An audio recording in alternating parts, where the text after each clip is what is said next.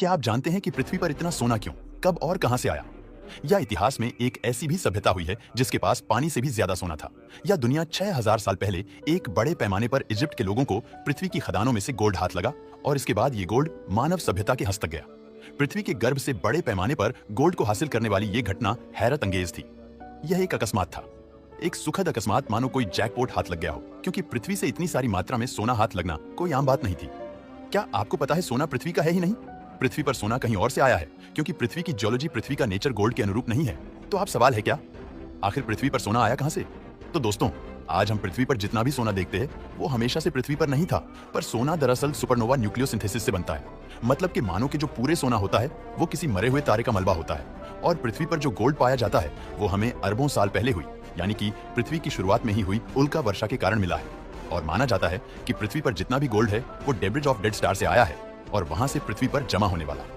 ये गोल्ड पृथ्वी के भूगर्भ में चला गया, क्योंकि ये भट्टी समान पृथ्वी आज से करीब 4 अरब साल पहले धीरे धीरे ठंडी होने लगी थी, और उसके साथ पृथ्वी पर जो भी एलिमेंट्स थे, जो भी धातु ये थी, वो भी ठंडी होकर पृथ्वी की बाह्य परत के आसपास जमा हुई। अब पृथ्वी के बाह्य सतह का घनत्व पर घन सेंटीमीटर 27 ग्राम है, जिस वजह से एल्यूमिनियम, मैग्नीशियम, पोटेशियम, सोडियम और कैल्शियम जैसे तत्व पृथ्वी की ऊपरी सतह पर उभर कर आए।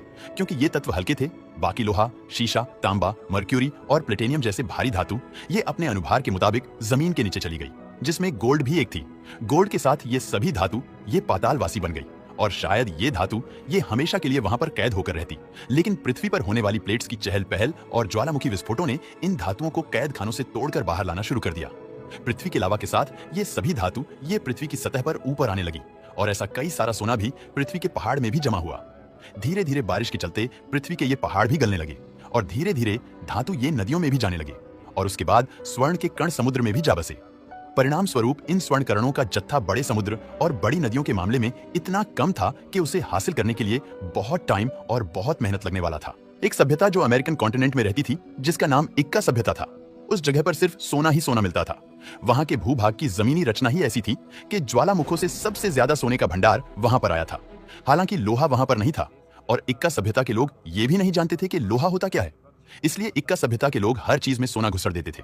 उनके पास इतना सोना था कि वो लोग कोई कील भी बनाते थे तो कील भी सोने की होती थी, और उसे ठोकने वाली हथौड़ी भी लकड़ी और सोने से बनी होती थी।